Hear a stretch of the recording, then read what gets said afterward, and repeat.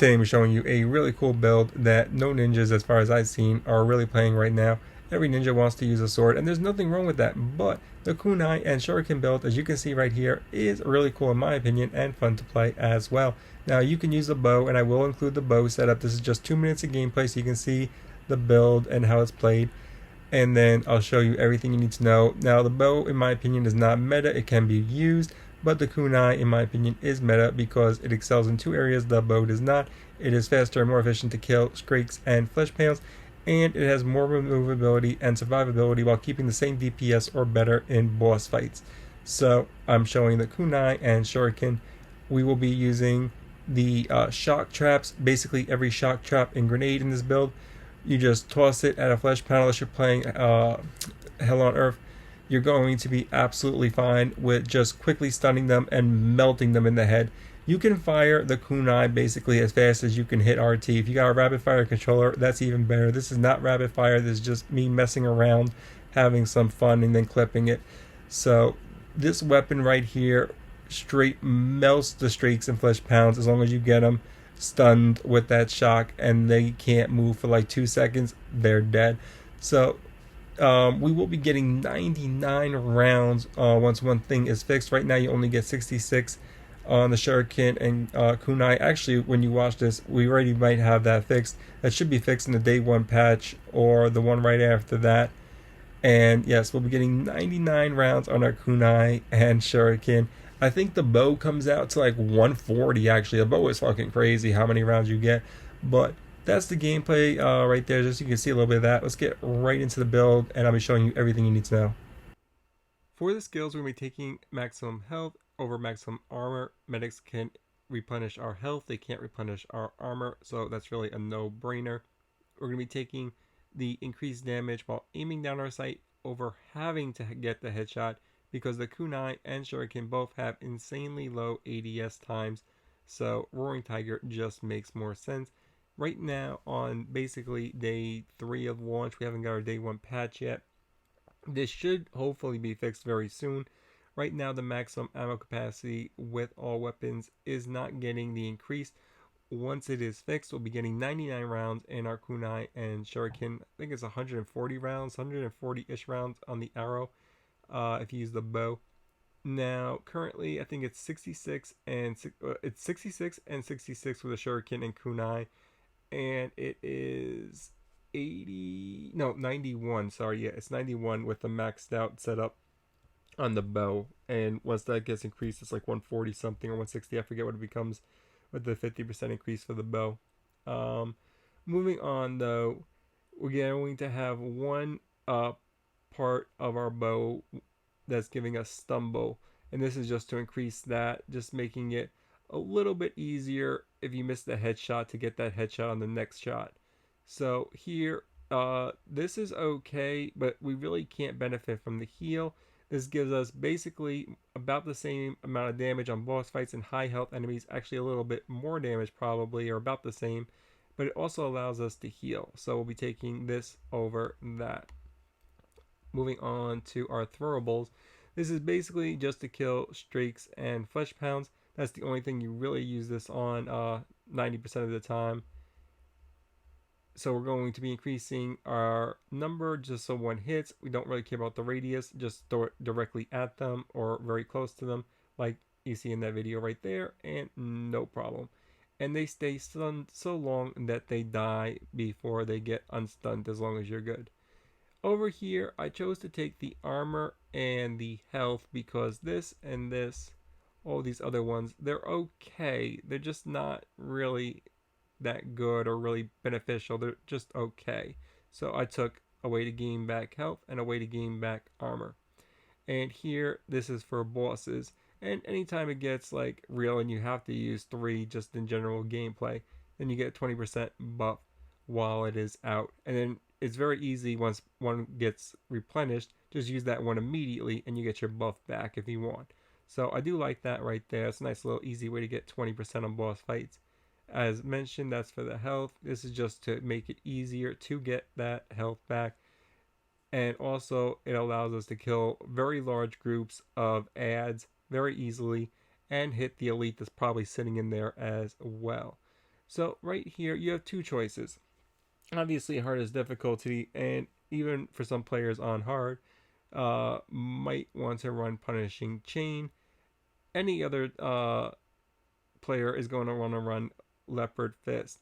Now, you get 10 seconds. You might have seen in the video I spammed all three. That was because I was level 29, not 30, and I did not have this yet. So in the beginning gameplay, normally I would have used the ability once, then I would have waited about 10 seconds while I put in damage, use the ability strategically again, and then get that buff for another 10 seconds. That's how you maximize your DPS using Leopard's Fist. And you can use that strategy on the boss fights as well. You don't necessarily have to spam three right in a row. You can get that buff for 30 seconds, and then when it runs out, get that buff of 20 seconds for the duration. So it is a nice little setup, and now we'll get into all the gear for the weapons. So really quickly, if you're going to do a custom weapon to change at the start of the round, I do recommend the only mod that you're using, because you're going to have to make it affordable, is the one that gives you the bleed affliction. It's called the lightweight blade. You want the bleed affliction for this one right here. Now, once we get going to wave 2, if you kill a decent amount of enemies, or wave 3 if not, here we're going to have the setup. So right here we have stunning coat. We're going to be taking the stun affliction. Once we get going and when we rip into like Scrakes and Fleshpounds, we want them to die. We want them to basically stand still and get stunned and stagger a little bit as we melt them. And that's what that's there for. So here, this is another no-brainer. This gives us damage thrown, projection speed, stumble, accuracy, and it adds 10 panic power. Could it be more for this build? No, it's perfect. That's what you want right there. And here we have the lightweight. This gives us attack speed, range, bleed. And right there alone, even though projection speed is okay, bleed, we need the bleed to heal, so that's a no-brainer. We need the bleed one on that right there. Now, this gives us a little bit of penetration, and it adds toxic when it gets to 15. That toxic is going to be nice for the bosses. I don't see that outweighing the damage potential of toxic being added. So this one, once we get to tier 3, is going to add a decent amount of damage on high health targets. And yes, we do want that ammo. Now, I mentioned the perk is bugged. This is not. You need this one to play. Like, you need that max ammo, especially until our perk gets fixed and we have 100 rounds. So that right there is the setup for the kunai. Moving on to the shuriken, we're going to be taking stunning coating. Now, this gives us stun. Enfeeble is okay, but stun for if we need to go to the shuriken is probably our better option. And our gain 1 bonus damage for each teammate within 10 meters when we are standing next to a couple people or in a little area where we're grouped up. That is actually kind of sweet. That's a nice little bonus right there, especially being coupled with the fact that stun is the best thing that we could have anyway. So yeah, we'll be taking stun, and that right there. We gotta take the bleed once again. It's a no-brainer. It's how we heal, and this isn't that bad. We lose a little bit of accuracy, a little bit of attack speed, a little bit of projectile speed, but we pick up damage. And you really, unless you have a rapid fire controller, you're not gonna really notice that attack speed reduction. So it really is almost a mute point if you're not using a rapid fire controller. And lastly, we will be taking the increased max ammo, with each shot having a chance to deal 150% bonus damage. So that right there is a setup for the shuriken. And if you do want to use the bow, I'll be showing you the bow right here. Now, you do have, I think, an option on this. No, bleed affliction. So yes, you need the long distance sight right there. That is a given. Burying arrows, that's the other bleed. You gotta take it for the bleed, but it also gives us damage, accuracy, and panic. That is a very good right there as well. The bow is great. I used the bow for the longest. I actually had to switch to the kunai and really test it to be like, yeah, no, the kunai is better. It's faster to kill, but the bow is really fun to use. Don't sleep on the bow. It's fun. Right here we have increased handling, projectile, fire rate, damage.